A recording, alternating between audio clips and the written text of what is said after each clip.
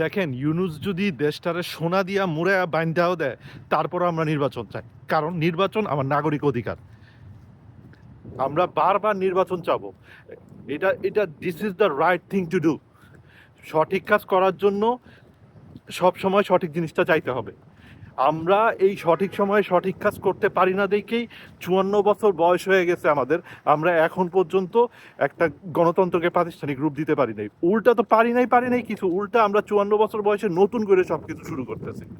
So এইসব টানাই পানাই বাদ দিয়া নির্বাচন দেন এবং পুরা নির্বাচনটাকে এমনভাবে ড্রাইভ করেন যাতে নির্বাচনের মেইন এজেন্ডা হয় সংস্কার।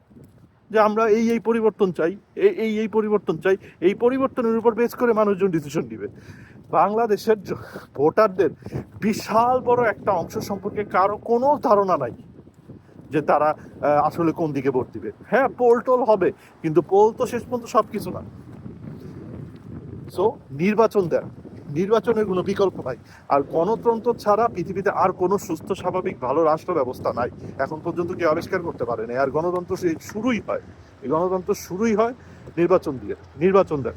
ভালো থাকবেন। আল্লাহ হাফেজ।